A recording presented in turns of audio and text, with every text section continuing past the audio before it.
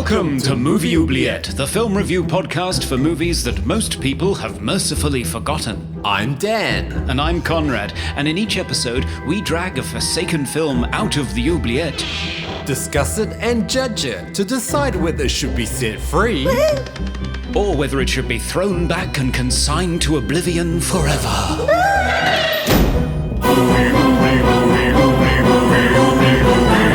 We review the films others tend to forget. Come with us and open up the movie oubliette. Oh my God! Hello and welcome to Movie Oubliette, the planet-encircling podcast for forgotten fantastical films with me, Conrad, itching to set up his new computer in Cambridge, UK. And me, Melinda, looking forward to eating my first homegrown Meyer lemons over here in Atlanta, Georgia. We focus on forgotten fantasy, sci-fi and horror films because we love immortal women with swords, Muppety musical numbers, and quivering green cocoons. Hello, Melinda. Hello, Conrad. So happy to be here with you today. Well, thank you so much for sitting in. So this is a first ever for Movie Oubliette. Dan is on holiday. Oh. Can you imagine that? I can't imagine that. No, it's amazing. I wish I were on holiday. What's that? Yeah, I know, exactly. We started this podcast before the pandemic and we'd recorded enough episodes so that he could go on holiday that year.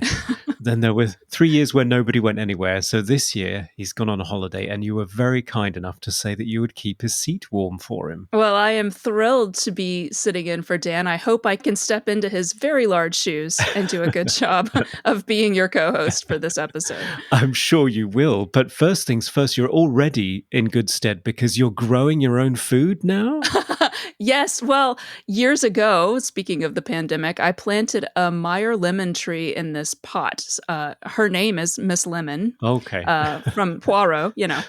And during the wintertime, I every day bring her in and out in her very heavy pot. You know, they are very stickery. They have like thorns that will stab you when you're trying to move the plant. Wow. But she's finally, after like 2 or 3 years, she's finally producing fruit. So she's got like 5 different little lemons that are still green, but they're growing. And I'm just waiting with anticipation, like, what can I make with my 5 Meyer lemons that I may end up having after 3 years of watering and caring daily for Miss Lemon? That's a lot of pressure. Better be something damn good. I know. I don't have any idea what to do. I'm thinking maybe some sort of cake, but I don't know.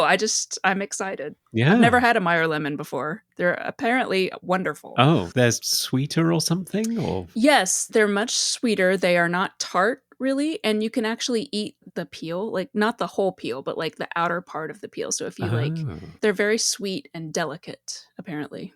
Well, I'm sure Dan, if he were here, would have lots of recipe ideas for you. But Well, I'll have to hit him up. yeah, please do. Please do. So you've got a new computer. That's so exciting. Tell me all about it. Oh, well, I replace my computer every 4 or 5 years. Uh-huh. And in the intervening years since I bought this one, Apple have stopped doing 27-inch iMacs. Ugh, You can't get them anymore. the nerve. I know. Oh my God. So now you just have to buy like separate bits. So Yeah. I have taken the plunge and bought an Apple Studio. Oh, well, that sounds exciting. It does, So yeah. are you spending the weekend setting that up then, I guess? I am, yeah, because I just love moving files around and reinstalling applications and optimizing leads and connections. Ah, I'm a huge nerd, Melinda. that's news to me. Yeah, tragic. Well, so Conrad, has anyone emailed the podcast? Thankfully, they have, yes. We heard from Phil on Ice Pirates, and he said, "Oh, the Ice Pirates and that robot scene, Conrad.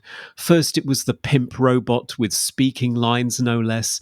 Shortly later, a robot begging for dollars. And then the pedestrian robot family gets destroyed. I did laugh and then immediately realized I'm sure going to hell." Definitely. Yeah. Yes. We also heard from Chazilla on Zathura. "I can't believe I watched a movie with K-Stew in it on purpose twice. Blech. insert vomit sound effect. Oh, K-Stew. I love Aw. her. At least she was asleep or frozen for most of it. Interesting foreshadowing that she develops a crush on the first man she sees. Oh, Ooh. dear. Bit of a roast there from Chisela. What's your position on K-Stew? Well, I try not to judge people like actors too harshly because I feel like the media does all kinds of spin work, but I certainly can't judge her too much because I've watched the Twilight series about 47 times. So, Oh, wow. So you like pale English guys then? Oh, I love pale English guys. Mm. I mean, I got the closest I could get while actually marrying an American. He's like the closest to a pale British guy Yes. that you can get over here. Yeah. Yeah. I got my pale British guy on wish.com. I'm just kidding, Michael. Don't be mad. And he's mint on card. That's right. Anyway, we do love hearing from you, so please keep sending those emails and answering our social posts. Yes, definitely. So, Melinda, what are we going to be covering today? Well, let me bounce my stripy ball over to the oubliette and take a look down there. Ooh. Wow, it's really windy down here. Oh, stop it. That's better. Okay, I see the movie. It looks like it's in a glass case. Let me just open this up. Okay, I've got it. Hey, what's that? Are you okay? Hey, did you pop your cookies? Yeah, I'm fine. Hey, is that a new ring you've got there? Yeah, I just found it. It's just sort of green and shiny. Cool, huh? So what film have you got for us then, Melinda? We have Troll, allegedly a horror comedy, but really an urban fantasy from 1986, produced by Charles Band of Empire Pictures and starring Noah Hathaway from The Neverending Story, Phil Fondacaro, Sonny Bono, and Julia Louis-Dreyfus. Oh, okay. That's an interesting lineup. What happens in this movie? So Troll is the story of Harry Potter, who What? moved... Oh, you weren't expecting that? Yeah, he moves to an apartment building with his parents and sister, only to find that his sister is no longer her annoying self, but seems to be something much more sinister. She growls, she eats slimy hamburgers by rubbing her face into them, and she throws them across the room for fun. He's nearly convinced that she's a pod person from Mars until he meets the nice witch upstairs who tells him she's something much worse, a troll. Oh, Will Harry be able to save his sister? Will his dad postpone dancing like a huge nerd long enough to hold the last safe apartment from the fairy onslaught? Will any of the residents of the building make it out alive? Find out when we come back. see, the way you describe it, it almost sounds sane. Oh, you have to drop acid before you watch this movie. You really do. Can't wait.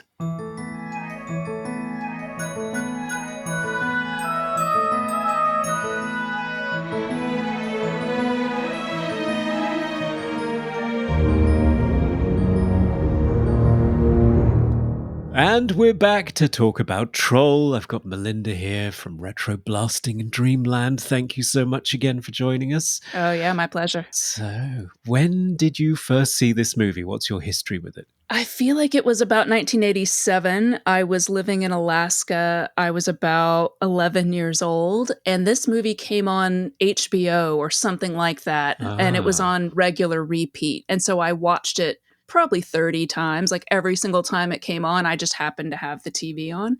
And I had a TV in my room, which really helped me to see it even more frequently. Oh, was it like a portable that you kept under your bed?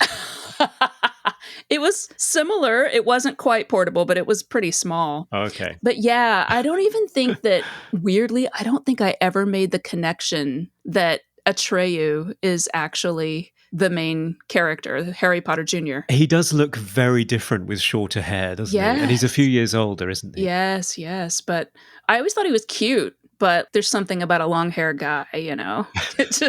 But yeah, I never made that connection as a kid, but I was obsessed with the movie. Like, I never even thought of it as a horror movie. I always thought of it as like a fairy tale. Right. Yeah. With some gruesome aspects to it, which, as we know from our Dreamland episode on fairy tales, they often have. Exactly. I felt like it was like a real fairy tale, like the kind with teeth, you know? Yeah, unvarnished. I saw this on rental VHS. Yeah, I deliberately got this from the store. Oh, no. I have to say, I remember the cover for this has the troll. And when he's sort of got resting troll face, he looks kind of smiley and happy, like a cheerful grandfather. Yes. A little bit like Hoggle from the Labyrinth. Yes. So I thought that I was getting some sort of smiley, happy, exciting fantasy world adventure. And then I got Sonny Bono being turned into a green turd in his apartment, which was not what I was expecting in the slightest. But still, I was kind of bewitched by it as a 11-year-old. Okay. Yeah, I think it's one of those things where I don't think you can ever expect what you're going to get with this movie. No. Whether you've seen the trailer, whether you've just seen the box cover, like you're never going to guess what the tone of this movie is. No, you're not. It's quite a unique one. So it's directed by John Carl Buechler. Mhm. Is that right? That's right. Yeah. Mhm. So he was a special effects designer. So he obviously is working on all of the special effects in this movie. Lots of makeups, lots of puppets. Yes. I'm not sure if this is his directorial debut. It was. This is, okay. I wrote, this is what happens when a special effects guy directs a movie in the 80s. Yes. And this was his first feature film. And this is also what a movie that Roger Corman passes on looks like, because apparently they had taken the script to Roger Corman at one point and he was like, yeah, hard pass. Wow. Okay. A Roger Corman reject. That's not good, is it? Well, I disagree. I think this movie is absolutely stunning. Okay.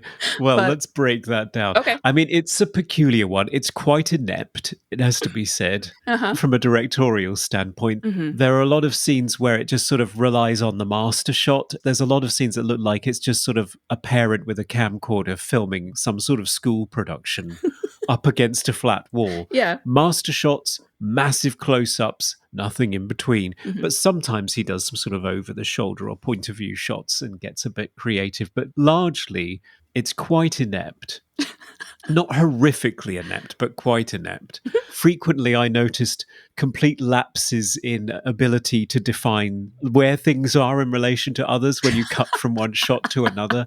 It's like I got sort of 3/4 through the movie before I realized that Harry Potter, the main character, Mhm. and we'll talk about that in a moment, but Harry Potter, the main character, played by Atreyu, is sharing a bedroom with his sister. Yeah, I did not pick that up the first time I even watched it, except that one scene where he's like lying in bed and looking over at his sister. And I'm like, wait, how old is he supposed to be? Because he looks like he's about 14 or 15, and his little sister is probably 7 or 8. Yeah. Can you imagine that setup in your life if you were that age? That's not going to end well because he's deep into the Mm-hmm. suspiciously stiff sock period of his life. Right. That's what I'm thinking. And it's like there's this scene in the movie where he asks his dad to keep Wendy Ann, that's the sister, Wendy, out of the room. And his dad's like, well, why? And I'm thinking, I would think that would be a regular request. Yeah, for a teenager. Yeah, he couches it as, because she's a monster, but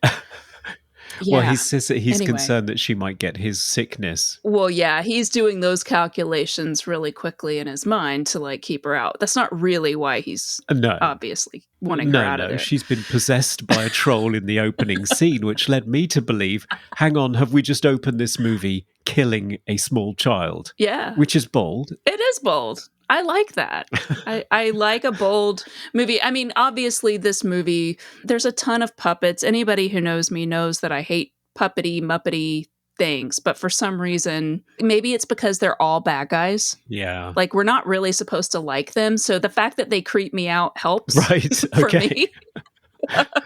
But this is very much inspired by Ghoulies, right? Like, we're talking about the same people who worked on Ghoulies. It also is clearly inspired by just the concept of a bunch of different fairy tales, which we may get into later. And there's something lightly in there about like bad relationships. Like when we talk about Eunice, the older witch character, all of this, she apparently at one point was engaged to the troll Yeah. before he became a troll. And there's something about that's very fairy tale too. Like, you fall in love with someone, they change. It's kind of like that Buffy Angel setup. Yeah. And then you kind of have to like, Jab them with a spear. Yeah. yeah, It's Exactly. It's a common story. tale as old as time. I mean, So it's pretty amateurish. It's clearly a low budget film. It's clearly a director's first movie. Hmm. But then also there's the story logic, which I have to say I found utterly baffling.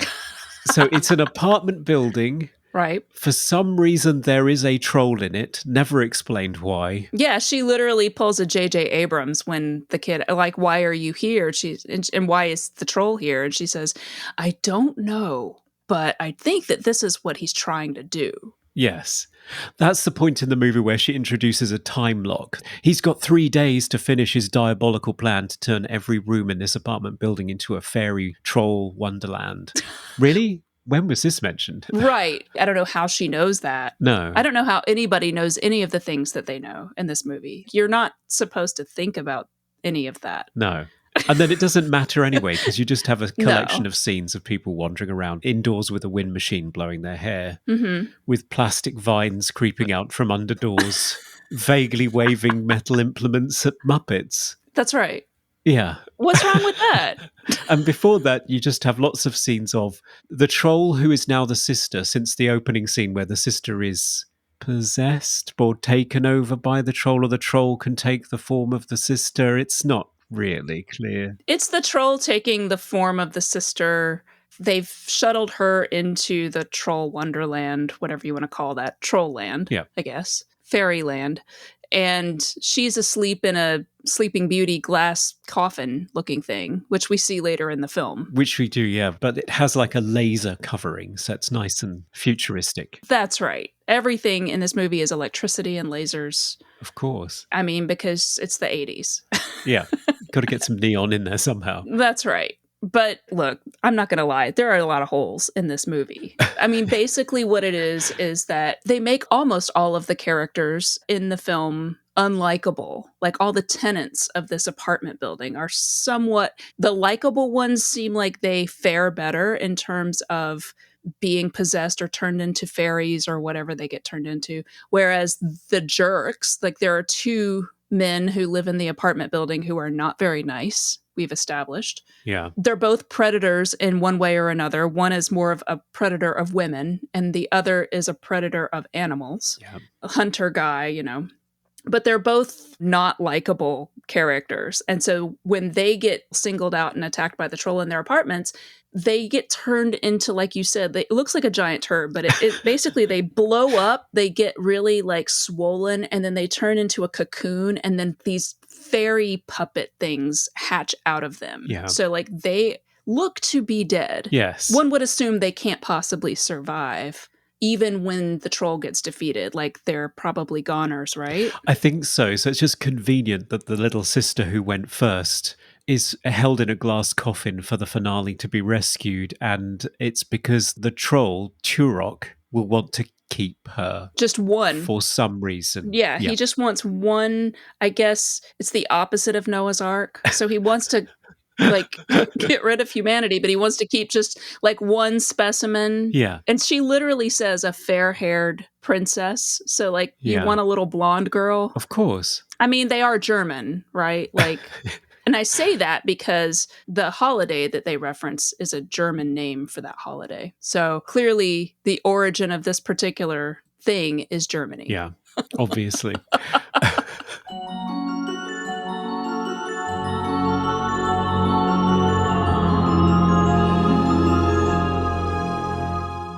So he goes from apartment to apartment, turning all of these awful characters, and Julia Louis-Dreyfus, who is not set up as a horrible character. She's just kind of No. fun with a hideous 80s perm. I kind of like the scene where the troll trolling her obviously says something about she's beautiful, but then says beauty fades. And then you think, yeah, but Julia Louis-Dreyfus is even better looking 40 years later than she is in this movie. Who knew? I mean, Yeah. Julia Louis-Dreyfus famously is embarrassed by having been in this movie at all. Really? Okay. Yeah, she made an appearance on Jay Leno back in like 2013, and he pulled a clip where she turns into a wood nymph Oh, yeah. and plays it on the show, and she called him some kind of like curse word several times in a row. Like they bleeped her out. Like she was not happy. Really? Yeah, Okay. I don't know if that was like set up. Most of those things are, but it's interesting. And this is like a little pre-trivia trivia. The guy that she's with in the scenes where she's like her boyfriend or her husband or whatever. They don't make it clear. That was really her boyfriend who then later became her husband in real life. Oh, are they still together? I think so, Oh, cool. which is kind of interesting. Yeah. Yeah, so it's one of those early turns. It's like Jennifer Aniston in Leprechaun or Leonardo DiCaprio in Critters. That's exactly what I was going to say. Is it's very much like Jennifer and Leprechaun. Julia said, oh, it was a free trip to Rome, so Yeah. that's why I took the movie. Yeah, exactly. I do find it interesting that all of the guys turn into slimy green turds with blood on them, almost like they're stools that have been passed by somebody with hemorrhoids, and sprout vines and lots of little Muppety troll creatures. Mhm. But Julia Louis-Dreyfus turns into Miss Troll with a sash of vines, Yes. skipping around naked. hmm Why is that? I don't know. I mean, Malcolm, who is the man upstairs, who is a little person, and he's the actor, is actually the one inside the troll costume as well. But he doesn't turn into a cocoon hatchling thing, but he turns into a weird, slimy little puppet. Yeah, So it might have been interesting to see him running around naked with vines sort of draped across him like a wood nymph as well. be different. I mean, it would be unique for sure. But I guess that's just sort of the depiction of like sexy ladies in fairy mythology. I don't know. Yeah, I guess that she's kind of the troll version of Smurfette.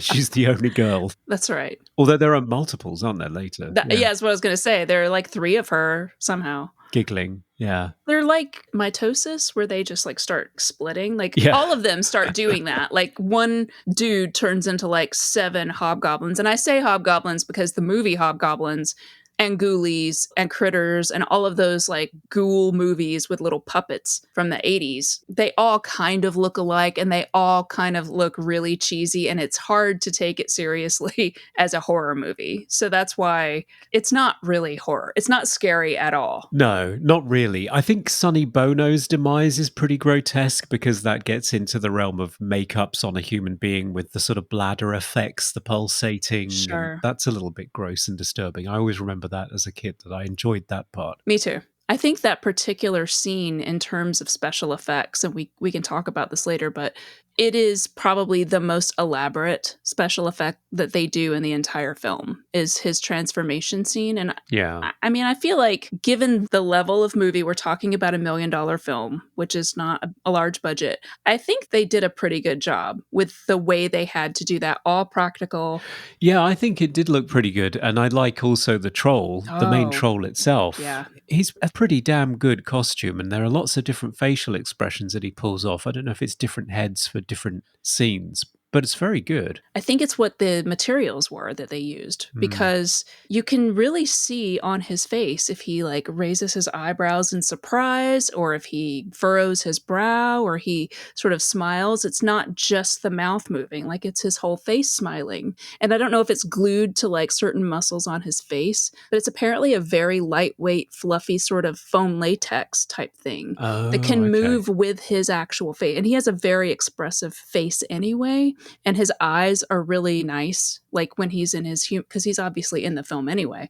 So you can kind of see, but like you said, the troll often makes these sort of delighted expressions when he's turned someone into a kind of a pod person. Yeah, They turn into pods that are, that hatch other fairies out of them. exactly. And he just looks so pleased with himself all the time. And you kind of like him. Yeah. You're sort of rooting for him to turn this apartment building of misfits into Yeah. Muppets that sing songs. Especially that song. Yeah. Yeah, for sure. But it's not scary. It's just sort of an unending sequence of strangeness happening in front of you. And I think it doesn't help that the director doesn't do much by way of gently introducing you to new concepts. For example, when the character of Eunice is introduced, you just cut to this old lady in her apartment. You'd seen her previously in the hallway where they do that whole farcical scene where everybody's introduced in one scene. Later on, you just cut to her in her apartment painting with a singing mushroom bobbing around next to her. And there is no explanation. It's just, what the is going on here? It's just mind-blowingly odd. It's a very phallic looking mushroom at that. So Yeah, that doesn't help. it doesn't help, but And it's sort of stretching as well. that's right. Like it's enjoying her company. Yeah. That is. which is deeply disturbing. Yes. But it's much like the first time you see the troll full-bodied as well. It's one of these straight-on shots in the laundry room downstairs, just pointing at the troll straight at the wall. It's just like no sort of slow reveal or dramatic reveal. It's just like cut to troll.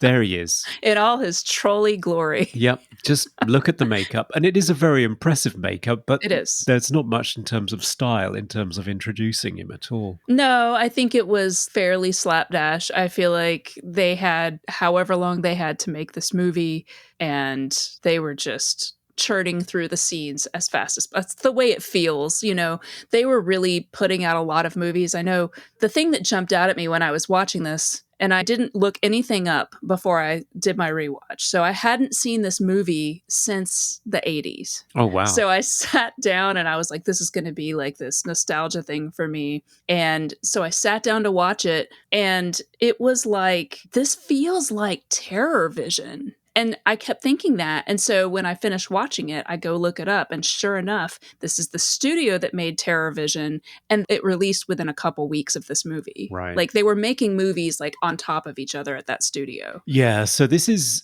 Empire Films. It's the mastermind of Charles Band. Mhm. And I don't know, they had one successful movie or something and got really excited and bought Dino De Laurentiis' studios in Italy Yes. at significant cost, and then just started flying Americans out there to make horror and sci-fi and fantasy movies Yes. for somewhere between $500,000 and $1 million a piece. Sometimes they even stretched to 5 on something like Robot Jocks. That's right. A lot of them are terrible, but they are also some of the most fun movies you will ever watch. And some of them are advertised within this movie. So if you notice in Harry Potter Jr.'s room, right behind his bed, there's a giant poster for Dungeon Master. Mhm. And right next to his bed, he's got a poster for Parasite 3D, which both of those are made by that movie studio. Right. So Troll is Empire Pictures' second highest grossing film that it produced itself. It may have distributed some others Mhm. after The Eliminators, which I think was made the same year. Doesn't sound appealing, does it? No, it doesn't. It sounds like a bowel movement. Again, Well, yeah. I feel like we're on a theme here that it's not great, but no, it's not. I think it's Robots, that one. I haven't seen it. I haven't I have yet. got this fantastic box set that Arrow Video just put out in the UK. I think it did it in the US as well.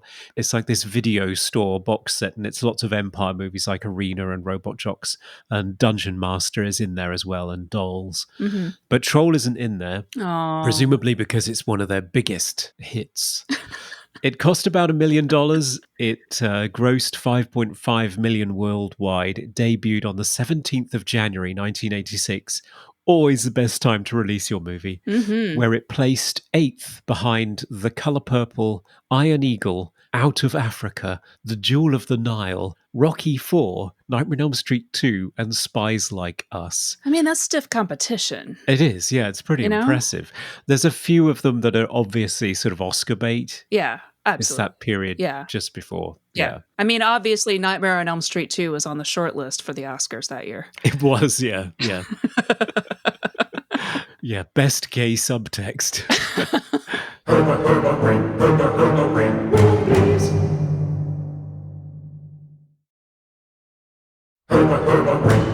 I personally love this movie. I think a huge reason that I love this movie is the music. Right. Just it works for me. It may not be the best in terms of like your very knowledgeable musical ear, Conrad, but from my perspective as a kid especially, I really loved the score, every single bit of it, not just the singing Muppets.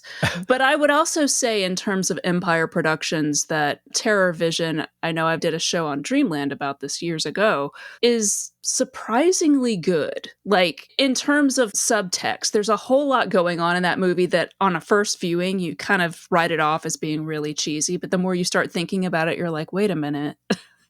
Is this movie really good? I don't even want it to be that good. Like, so Troll is not like that. Troll is pretty much what you see is what you get. Yeah. But I guess I have a soft spot for dark fairy tales And that's kind of what this is. And I think part of the reason a lot of people don't like it is because it's sort of sold as a horror movie. Yeah. And if you're going in wanting that, you're going to be really disappointed. You are, yeah. But it definitely is a grab a huge pile of beers and sit down with your friends and just get smashed watching the insanity unroll. I mean, there are just so many strange things happening. You mentioned the music.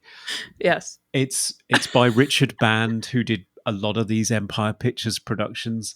He's actually a very inventive musician, I think. He's often called upon to make a lot out of a very, very small budget. On this case, he seems to have a pretty good budget because he's got an orchestra and a choir going. Mm-hmm. And this leads at one point to a musical number, which I'm sure you love. I love it. I love it so much. Oh my God, it makes me so happy. And I had honestly forgotten how amazing it was. And I kept thinking, God, I hope I don't watch this and just feel really embarrassed. Like when we talked about Shocker and I had loved that movie so much. And then it turned out to be just really terrible. I was worried.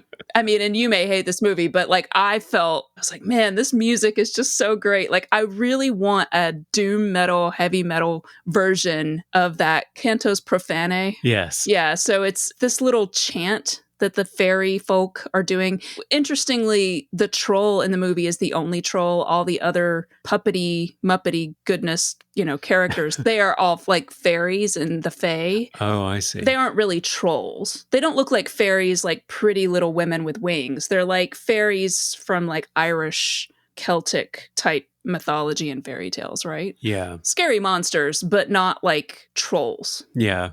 And they have this musical number where they're chanting, and I think the mushroom is doing the high parts. Yes. So the mushroom is joining in. Yeah, so there's a whole genre of doom metal that is similar to this that had not started by the time this movie came out. And I'm not saying that this movie informed any of that, but it's close. So it's called, a lot of people call it like Beauty and the Beast metal because you have like the death metal growls with like this beautiful angelic woman sort of coming in every so often and singing really high parts. And I love that genre of doom and death metal. So this movie kind of seems like it's feeding into my love for that sound. The only example I can think of that even approaches that is something like Evanescence, but they're not metal. They're kind of middle of the road. No, but they do get lumped into that genre. Do they? Oh, okay. Yep. Okay. Yeah. So imagine Evanescence, but with a singing mushroom, and you're pretty much there. Maybe take some mushrooms beforehand. You will feel like you took mushrooms beforehand if you watch this movie. You will. There's another great musical moment in this film, which is even less motivated than the I know what you're going to say. Than the musical number that comes in the middle as the fairies are taking over the apartment building and they get a song. I can understand that. That makes sense. It's kind of like a montage. But then all of a sudden, Harry Potter Sr., played by the immortal Michael Moriarty. We've seen him before on this show on The Stuff. Uh-huh. I don't think we were particularly taken with him in that either. But he is never dull, No. put it that way. No, he's not. And it's established early on that he has a massive record collection, we would call them, but, for the youngsters out there, vinyls. And for one scene in this movie, we're just treated to the sign of Michael Moriarty as Harry Potter Sr., just rocking out to a track on his vinyl deck. Yes, it's The Summertime Blues by Blue Cheer. And that song in particular is noteworthy for being one of the biggest inspirations for heavy metal. Right. Yeah, so the sound of it, you can really hear it even in the clip that is in the movie. I was shocked when I heard them playing it. I was like, I didn't remember that Blue Cheer was in this. And any like major metalhead is definitely going to recognize that song. And so you go, was Richard Band a metal guy? Because now we've got two heavy metal things in this movie, which is like probably another reason why I love it. Yeah. I don't know, but the scene is profoundly cheesy and makes no sense why it's even in the movie. Like it is completely uninformed by anything. It doesn't cause anything else to happen other than he doesn't hear a knocking at the door, but they could have done that just with the mom washing the dishes. Like there was no need for that to be in there. No. And he also doesn't seem to know the words to the song very well. No. So he's badly lip syncing as he's sort of playing air guitar and like rocking out in the living room with it turned all the way up. But it also does feel like something your dad would do that would be really embarrassing. If you walked in with your friends, and your dad's there in a red jumper and slacks and socks, doing air guitar badly to a song he's forgotten the lyrics to. But also, the thing that I find really weird, again, for directorial choice, it's shot from a very high angle, diagonally down. Yes. And because the doorway, I think it's a big archway, Yes. he looks like he's a miniature person in a doll's house for some reason. Yeah, it does have that security footage vibe. Yeah. Because it feels like a security cam. Yeah. It's very odd. Like, I don't know. The only thing I can imagine is that someone on that production crew loves that song. Yeah. It's from 1968. So it's not even from the 80s or even the 70s. Like, this is a Okay. very old song by this point. But if you think about it, a guy at that time could have been born in like 50 to 55. So he would have been about 16 to 18 years old when that song came out. So he could have been like reliving his like teenage years Yeah. as a dad. So that kind of tracks, but it's just, again, put in there and it's very long, right? Like it's this long clip and you're just like, why are we watching this? Yeah. It's a 90-minute movie. Why is this happening? Right. It's not even that. It's 82 minutes. It's one of those films that when you rented it on VHS, it had the big cogs in it, not the little cogs. That's right. Because there was so little tape in the tape that they could have the big cogs. And whenever I saw a movie like that, I always thought, oh, this is a cheap movie because it's got the big cogs. Yeah, it's a sign of quality. It really is. Not good quality. No. Star Trek 3 was on the big cogs. I thought, oh, this is a major step down from 2. Was it? Yeah, Oh, dear. I remember. The music is good. I do like the song that he's playing during the musical number. In the making of, I think the composer says that he was kind of expecting a bit more out of the sequence than they were able to pull off with the Muppets. He thought they'd be lip syncing a little bit more closely and singing themselves, and they're not really. Yeah. So in this case, because they were really going to have this as a musical number, like you said, he had to produce all of this music early before they started filming any of those scenes so that they could sing along with the music on set. Yeah. And so I think that could be part of the reason why he had more money, because a lot of times if you're waiting till the end, you've used up your budget. Right. And so you just kind of cheap out on the music at the end. But he was like, ooh, I get to be first, so I'm going to do all these things. And so he had that great music. But yeah, the Muppets are also not lip syncing very well. So nobody in this movie lip syncs any of these things well. Like, it's really unfortunate. It is, yeah. Again, it just takes in the whole cheap aesthetic of, take one. Did it vaguely look right? We'll just go with that. Cut, print, whatever. Yeah. Now it's time for random trivia. So, Melinda, what fascinating piece of trivia did you learn from your dancing mushroom today? I wish I had a dancing mushroom. In terms of the wonderful troll song Oh, yeah. that you know that I love so much, Cantos Profane, Richard Band says he's always been asked about the lyrics, and he notes that the words are not actually gibberish, because it kind of sounds like they could be gibberish, right? But he says that it's a language that he created that's a cross between Latin and Old English. The lines are supposedly a combination of both languages that have a quote-unquote very specific meaning. Oh. He says that some of the lyrics are an inside joke between him and his older brother Charles Band. Those lyrics in particular are none other than the main repeated phrase, which is herba herba way, herba herba herba way. Band says that the literal translation is herbs, what's up? Because herba is obviously like herbs, herba. Oh. And then way apparently is something in maybe Italian, that they said something like that in the area that's like, what's up? Or how's it going? Oh, okay. So when I hear that, now I think they're talking about weed. Right. Like, herbs, what's up? You know what's up. And now we're going to make this very trippy movie. Yeah, that makes a lot of sense, actually. I imagine a lot of herbs were involved in what happens here. Yeah, that's how you conjure the troll, right? Definitely. And that's our trivia. I enjoy the scene where the little girl and then the troll, like, because they're the same thing, right? Yeah. So scenes will cut back and forth, and it's like in one moment it's the little girl, and then suddenly it's the troll. But the troll is like looking out the little girl's bedroom window at the army guy while he's sort of like preening in his car reflection, like in the window. Like he's Yeah. looking at himself and he's very fit, he's very like muscly and toned and stuff. And the troll is kind of looking at him like, and I'm like, that's weird. Like, it's weird. Yeah.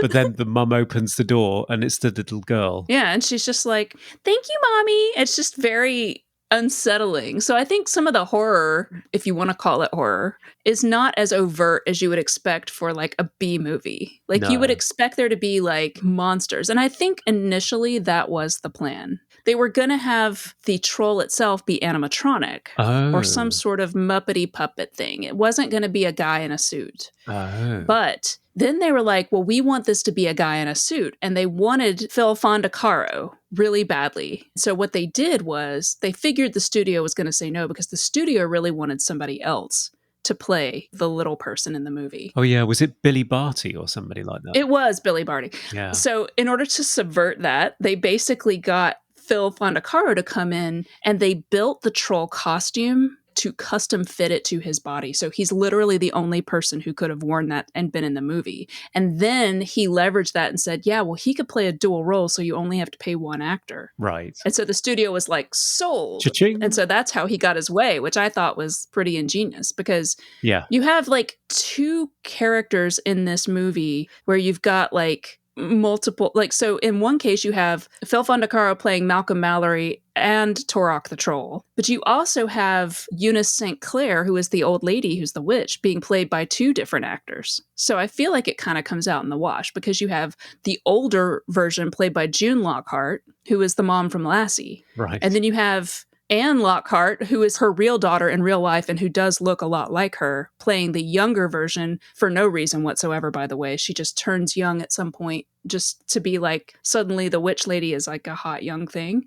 And she was on Battlestar Galactica. Oh, I thought I recognized her from somewhere. Yeah, that was her big claim to fame. Yeah. So, It's a weird cast. Sonny Bono being in this movie is very weird. Yeah. He's not great in it. Like, I don't know if Sonny Bono is ever a great actor. I don't think I've ever seen him do anything where he's like, wow, Sonny Bono is Oscar worthy in this movie. No. But it's like a weird pick. And he's like super scummy. He's this guy who's like this total womanizer.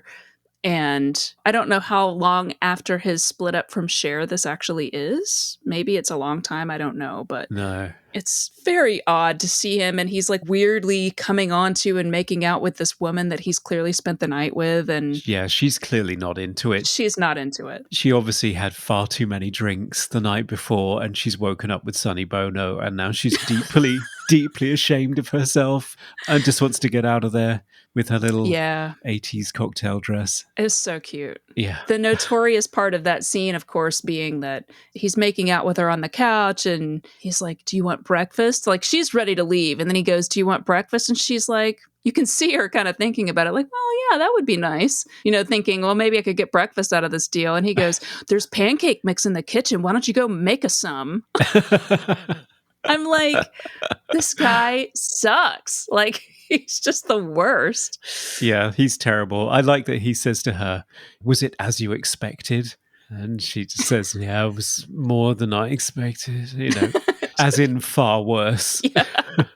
Absolutely. Yeah. And then, of course, you have a main character who's called Harry Potter, which, of course, is one of those fun little trivia things about this movie, that this is the cinema's first Harry Potter incarnation. And you have two Harry Potters. You have Harry Potter Sr. and Harry Potter Jr. So you get to hear the name so many times. And I don't know if it jumped out at you, but often in movies, like let's take The Neverending Story since we're talking about Atreyu. Yeah. When you hear Bastian's name, do you know his last name? I mean, you may know it, but like, does any normal audience member know his last name? No, because you're not calling him his full name. But Harry Potter, for some reason in this movie, every single time either one of them says their name, they say both names. Yeah, every single time. I happen to know he's Bastian Balthazar Bucks, but that's just because I've read the book. Okay. But yeah, no, they mention Harry Potter all the time. Harry Potter Jr., Harry Potter Sr. They don't call Wendy Potter. No. It's just Harry Potter. It's very weird. It's very, very weird. And he even has one line in the movie, can you teach me to be a magician? Yes. Says Harry Potter. And he's being trained by a witch. I don't know whether J.K. Rowling has a comment on this. Well, they sued her. Really? Yeah. Oh, Yeah. how did that go? She was like, "You're ridiculous. I've never even heard of your movie." They didn't win. They didn't get anywhere, but they did try to come after her for the similarities. They're fairly superficial. There's not anything of real consequence that's that close, in my opinion. But No, there isn't. But it's just curious. it's really funny and odd more than anything else. I really don't think that J.K. Rowling was probably aware of this movie. And if she were, like, why would she rip it off? Because I love it, but it's a very odd movie. It's not like a sleeper hit or something. It may be the reason why she's so concerned about men disguising themselves as young girls and getting into women's spaces.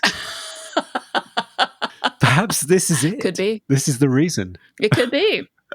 I mean, it's great to assume that she has a reason other than just, Being a bigot. yeah. Yeah.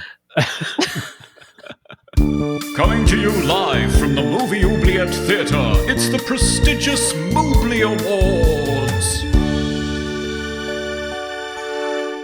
It's the Moobly Awards, everyone's favorite part of the podcast where we nominate our favorite mystical, vine-covered parts of the film in a number of fairy-infested categories. Best quote. My favorite quote is, "Have you been playing with dead cats?" It's a very curious accusation, isn't it? It is. So at the very beginning of the film, when the little sister Wendy bounces her ball into the laundry room / basement of this apartment building, the brother goes to look for her because she's being taken over by the troll.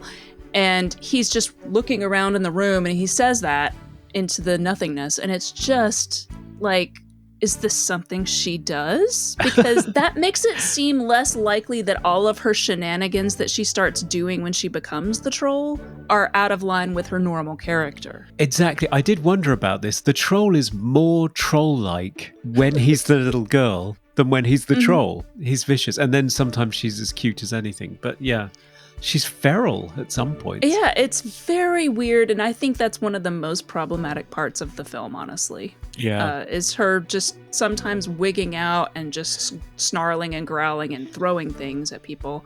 And then turning back into a little girl and being like, "Yes, mommy." Yeah. What's your favorite quote, Conrad?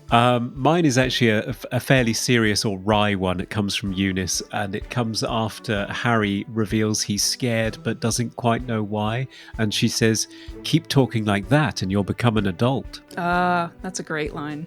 It is, yeah. Best hair or costume? So for me, I just have an emotional attachment to Wendy Ann's overall sets. Like every single scene, she changes her clothes every day, but she's wearing these cute little girl overalls with like a little t-shirt underneath, and she's wearing jelly shoes with socks, and Yep. she's got the front pigtails with the rubber bands that have the little plastic hard piece on the top.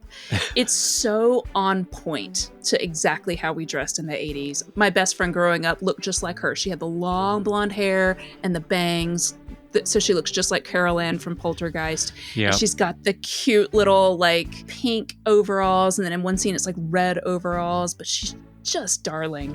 Love it. Yep, that's exactly what I wrote down as well. She must have a wardrobe that's just full of dungarees.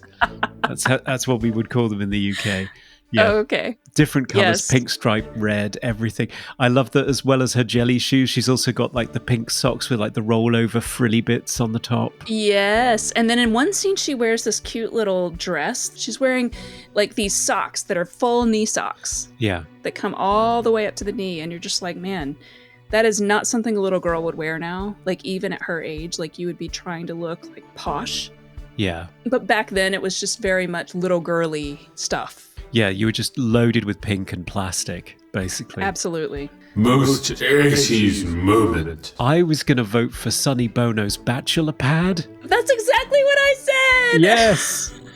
Black and red furniture, faux Asian influences, golden dragons on the wall and lettering on the blinds, a bar, disco lights. An arcade game. Ugh, it's awful. Yes. He had these lights. They look like traffic lights over here. They weren't those colors.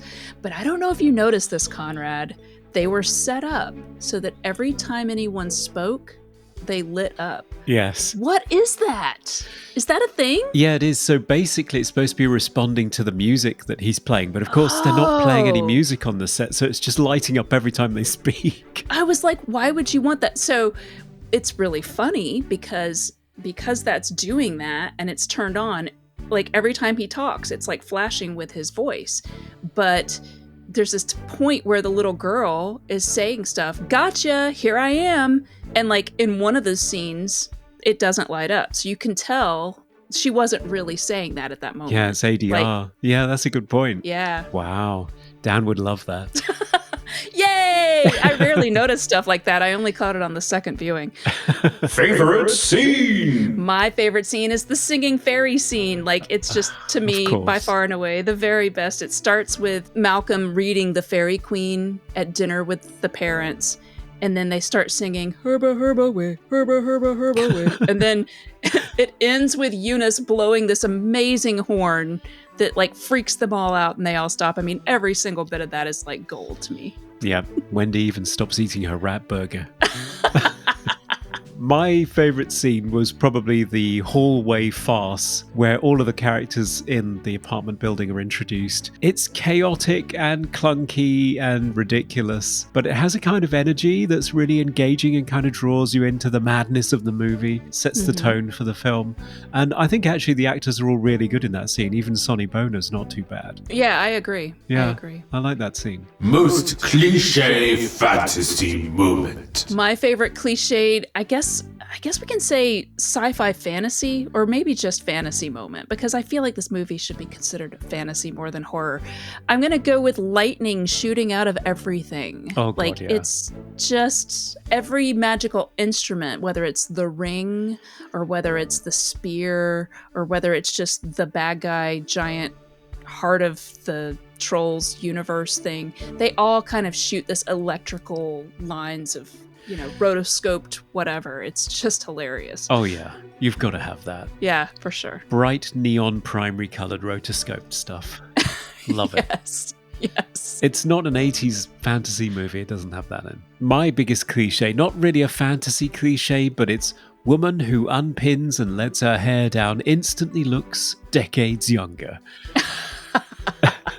That's a great one. Yeah, that's like the sexy secretary. She takes off the glasses and shakes her hair out and suddenly she's, Yeah. don't hate me because I'm beautiful. Yeah, exactly. I was just Yeah. thinking if she'd had glasses, she might have made it back to her 20s. That's probably why they left that off, because the actual actress was in her 30s, I believe. Yeah. Maybe Yeah. if she'd had a kid, they could have gone one step further. Best special effect. We've already talked about my favourite special effect. It's Sonny Bono turning into a giant green turd, which is quite apt, I think, but I just love the sort of 3 or 4 stages of cutting away from him and cutting back, and he's got a different makeup on. At some point he transitions into a full puppet with his head pulsating violently. It's really grim and It quite really shocking is. and gets your attention and hooks you into the movie. So yeah, I love it. That's my pick as well. And then it ends with a little baby Bigfoot running out of the pod. I don't know if you noticed. It looks like a little cousin It just running away into the viney wilderness that has become his apartment. Yeah, So I love it. yeah. Favorite sound effect. My favourite sound is the weird twang that happens when Harry Potter's spear lights up at the tip. Ting. Yes. Ding. Well, it's funny because I picked the same sound, but not the same thing. So it's the sound of the ring when Yeah. the troll turns Wendy Ann into or when he becomes her or whatever.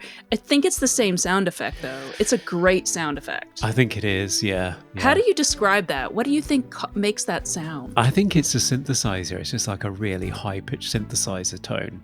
Okay. Yeah. It's really interesting sounding, and it sounds like a sound effect you would hear on He-Man Yeah, or something. yeah. It's know? kind of like in the library of laser and magical Yeah. sound effects, I think. Yeah. But I love it. Most funniest moment. I think the funniest scene, Tree Eunice shows up outside the door of the Potter family apartment and says, "Shut that damn door. He can't take over if you keep him out of your home." and the dad closes the door and looks at the mom and he says, I'm gonna listen to the tree. I love that too. It's ridiculous. It's quite It fun is. because everything's gone out the window at this point. There's massive tentacle vines sticking out of the building Ray Harryhausen style with people on the street screaming at it. And Yeah. we've gone completely off the rails at this stage. Yeah. The thing that made me laugh most in the movie is just a little thing, and it's just my stupid little mind. But when you cut to Malcolm's pod, after Malcolm has been sort of injected with the ring and he's just about to emerge as a sort of little fairy version of himself. But while he's the pod, it's sort of quivering rhythmically, and it kind of looks like he's masturbating in there. It really does, because it's very furiously and fastly shaking Yeah, in I mean, this very unfortunate way. yeah, he's nearly there, is the sense I'm getting. Yeah. That's probably like an inside joke, at least within the team, like that they were probably like, this will be hilarious to the teenage boys who are going to watch this movie. Like, they're all going to get that. Because I got it too. I was like, okay, that's just unfortunate. And that's our Moo Blues. That's it. Hello, this is Robert Picardo, and you're listening to Movie Oubliette. It's time for our final verdicts. Should John Buechler's Troll from 1986 be rescued from its glass coffin and pulled back out of the vine-infested forest? Or should we throw a golden spear into its giant hairy chest and watch it implode while choruses of fairies sing its wake? Conrad, what do you think? Wow, amazing. I don't think there's a huge amount of suspense about your opinion of this movie. What do you mean? I could surprise you. Maybe. Yeah, I don't know about this movie. It's really strange because it's kind of amateurish. It doesn't make a great deal of sense. Nope, It doesn't have consistent production values. not at all. And if you're going into it thinking it's a horror movie, you're going to be deeply, deeply disappointed, apart from seeing Sonny Bono reach a revolting and somehow satisfying end. But there's something about it that's still strangely likable. It's got a quirky cast. It's got a character called Harry Potter. There are things in it that just make no sense whatsoever, but if you're along for the ride, you can just go with it. Like, oh yeah, there's a singing mushroom now. Fine. And it is kind of a weird fantasy, and there's lots of really funny lines in it. Particularly, I love the relationship between Eunice and Harry Potter. I think she's hilarious. It's kind of ramshackle, silly 82 minutes of silliness with some gross 80s special effects in it. And as much as Ice Pirates, which I also loved as a prepubescent child, just didn't hold up when I watched it again as adult, this, I still had a good time. I don't think I'd recommend it to somebody over, Schindler's List or something. But if you've never seen Troll and you love 80s special effects movies, you should see Troll. So I think for a certain audience, I think they'd eat this up. I think it's great fun. What about you? Well, as you said, obviously, I am in love with this movie in a weird way. Part of it for me is probably nostalgia. It was a huge, nostalgia trigger when I watched it again, and I remembered how much I loved it and watched it so many times at such a pivotal age. But I think it holds up, and I think it's bizarre enough that it's fun on the rewatch. It's not just kind of boring or necessarily dated. It's still really surreal. And I think that it speaks to being from that production studio in that time, because I really do love Charles Band, and he does a lot of stuff that is very fun to watch. It's not high cinema, No. but it is kind of like my favorite type of movie to watch, honestly. Like, I love a really bad cheesy movie. Or, it's so good, so bad it's good kind of thing. And he's great at making movies like that. And it has some parts of it that are actually good. It's just that it's not consistent, like you said. And there are tons of holes in the plot, but like, if you like 80s movies and you've everyone's heard of Troll 2, we haven't mentioned Troll 2. It's sort of notoriously one of the worst movies ever made. People talk about it, it has a huge documentary about it.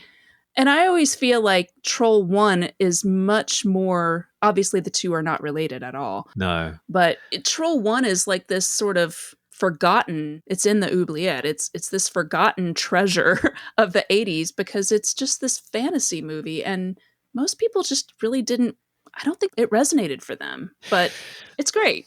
Yeah, it is. It's curious how the second movie, which is an absolute disaster, has completely overshadowed the original, which at least was trying to achieve something, whereas the second one is just the source of a lot of internet memes. I feel like the people who made this movie, whether they were competent or whether they had a lot of experience or whether they had a very big budget, I feel like they really cared about like telling the story, as weird as it is. Yeah. There was a little bit of like creativity in it, and they were doing as much as they could with the small amount that they had. And it kind of shines through, whereas you have Troll 2, which also didn't have a huge budget, but just kind of feels a little more soulless and weird. Like, it's not weird in the same way. It's just like terrible. Dumb, yeah. Well, that's our verdict. We're unanimous. But let's check out and see what those patrons say. Hello, Hal? Yes, Conrad? I'd like you to fetch the patrons' vote, please. You know, I'm capable of a lot more than this, Conrad. Yeah, I know, Hal, but please, just humor us if you would. Okay. Disappointingly, our patrons have decided to set the film free. Yes, so it's unanimous. The patrons were on our side. Hooray for Troll. Yep. Not a single vote against it. Eddie Coulter said, I say let the troll out into the world. The true Harry Potter must reclaim his name. Well, at the end of the movie, it's very ambiguous because while he didn't meet his 3-day deadline, I guess, I don't know exactly when the cutoff is, but at the very end of the movie, you have those 2 police officers, one of whom stumbles into the fairy world. So does that mean it just takes a while for the door to close, or it's very unclear if any of the people survive, because young Eunice is still walking around outside. Did she only survive because she's a witch? I mean, we haven't talked about this, but Professor Mallory was dying of like ostensibly some sort of bone cancer or something terrible like that. And so the troll actually kind of got consent without explicitly asking, like, would you like to be in an elf body and would you like to live in a magical world? And he's like, yeah, of course. And so does that mean he died, or is he living in this sort of alternate reality now? Like, yeah, we assume the 2 guys died because they literally exploded. But what happened to Julia Louis-Dreyfus? Is she still prancing around in there? Yeah, what happened to her boyfriend? Is he prancing with her? We never see him again. No. He just sort of runs off with her and she's like giggling. Is the troll still going to take over the world, possibly? Do we have to wait till next year on Walpurgis night and see them all again? It's not very resolved, so there's plenty of sequel opportunities there. And Chazilla says, loved it, such interesting characters, but as Dan would say, I have so many questions. How did Eunice's wizard teacher become a mushroom? What happened to all the people when the troll was defeated? Are they living in an enchanted forest somewhere? So just as you're saying. Yeah. If so, are there several naked Elaines cavorting about in it being chased by a swinging Sonny Bono? Doesn't really matter.